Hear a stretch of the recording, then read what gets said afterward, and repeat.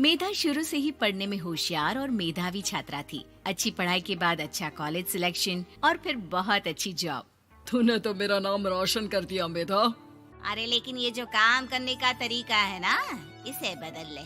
18 घंटे काम करेगी तो कल को बच्चा कैसे संभालेगी? तुम्हारी तरह पागल नहीं हूँ माँ, जो बच्चे और परिवार में फंस जाऊँ। मैं तो जिंदगी खुल कर जीऊंगी। सब कहने की बात होती है बेटा, अपने बच्चे का सुख हर कोई चाहता है। वक्त बीतता है और मेधा की शादी हो जाती है। शादी के कुछ सालों में ही मेधा एक सुंदर से बेटे की माँ बन जाती है। अरे यार, मेरी मैटरनिटी लीव खत्म हो रही है, क्या करे? माँ भी नहीं आ सकती, कैसे मैनेज करूँ? ऐसा करते हैं, इसके लिए एक केयर टेकर रख लेते हैं, वो देखा करेगी इसे। मेधा को पति की बात जंच जाती है और वो केयर टेकर की तलाश शुरू कर देती है। एक दिन उन लोगों के घर एक महिला आती है जो दिखने में पढ़ी लिखी लगती है। जी, क्या काम है आपको? मैम, मेरा नाम स्नेहा है। आपका एड देखा केयर टेकर का, क्या मैं आपके यहाँ काम कर सकती हूँ? हाँ, क्यों नहीं, लेकिन आप तो अच्छे घर की लगती हैं, फिर नौकरी क्यों?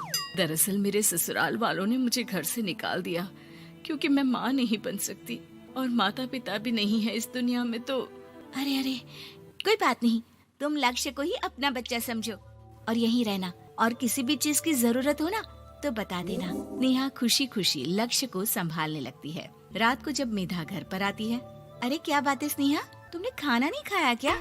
अरे दीदी, आपका बेटा टाइम दे तब ना। अरे तो जब वो सोता है तब खा लिया करो।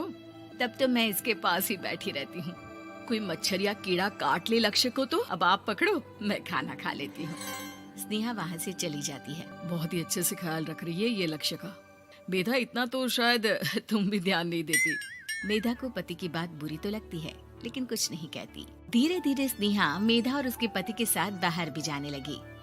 सुनो, स्नेहा को भी बाजार ले चलते हैं, वो क्या है ना, लक्ष्य को देख लेगी जब तक मैं शॉपिंग कर लूंगी। हाँ चलो, वैसे मैं चाह रहा था कि लक्ष्य को लेकर हम दोनों ही चलते।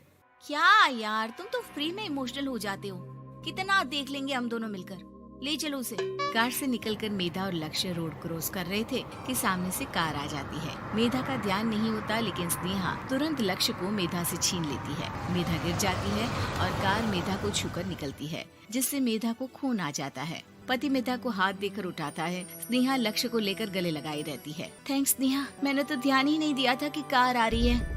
स्नेहा का गुस्सा मालकिन पर टूट पड़ता है।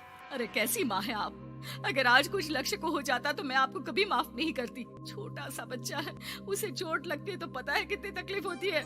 पति भी स्नेहा को देखने लगता है कि उसे क्या हो गया। मेधा को स्नेहा पर काफी गुस्सा आ जाता है। घर आकर कहती है, देखो स्नेहा, माना तुम लक्ष्य को बहुत प्यार करती हो, लेकिन वो मेरा बेटा है, मैं कभी जानबूझकर उसके साथ बुरा नहीं कर सकती, समझी? मुझे माफ कर दीजिए, मैं लक्ष्य को लेकर कुछ ज्यादा ही सेंसिटिव हो चुकी हूँ। मैं ध्यान रखूंगी कि आगे से ऐसा ना हो। मेधा का मन स्नेहा से अब हटने लगा था। एक शाम मेधा ऑफिस से घर आती है कि लक्ष्य उसे दिखाई नहीं देता और ना ही स्नेहा। वो स्नेहा के कमरे में जाती है जहाँ दोनों सो रहे होते हैं। अरे स्नेहा, लक्ष्य को आज इस कमरे में क्यों सुला दिया? दीदी, मुझे नींद आ रही थी, ऐसे में उसे कमरे में अकेले लिटाना मुझे ठीक नहीं लगा। मेधा बच्चा उठाने लगती है कि स्नेहा टोक देती है। रहने दीजिए ना दीदी, सो रहा है, फालतू में नींद खराब हो जाएगी। मेधा को गुस्सा आ जाता है और वो बच्चा उठाकर वहाँ से चली जाती है। अगले दिन मेधा स्नेहा को बुलाती है, साथ में एक और लड़की खड़ी होती है। स्नेहा, अब तुम अपना कुछ और देख लो, हम लोगों को नई केयर टेकर मिल गई है, तुम इस हफ्ते घर छोड़ देना। स्नेहा का मन लक्ष्य को छोड़ने का नहीं करता, लेकिन नौकरी तो नौकरी होती है ना।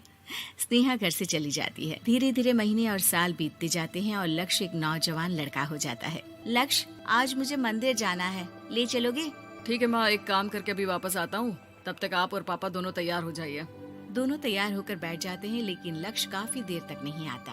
अरे मेधा, फोन तो करो लक्ष्य को, देखो क्या हो गया उसे।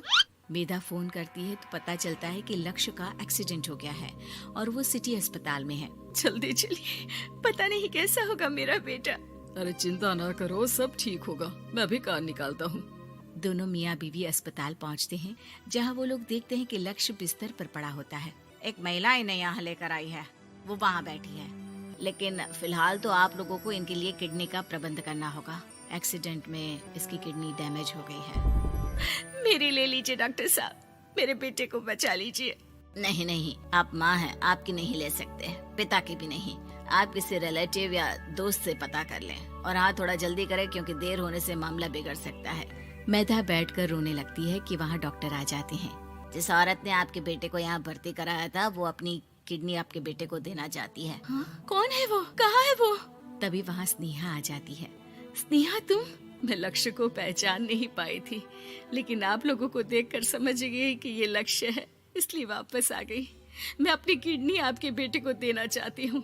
मेरी अपनी तो कोई औलाद नहीं, लेकिन लक्ष्य में मैंने हमेशा अपना बच्चा देखा। तुम धन्य हो स्नेहा, जो इतने साल में भी लक्ष्य को भूल नहीं पाई। सही मामले में तो वो तुम्हारा ही बच्चा होगा, क्योंकि जन्म भले ही मैंने दिया हो, लेकिन आज तुम उसकी जिंदगी बचा रही हो।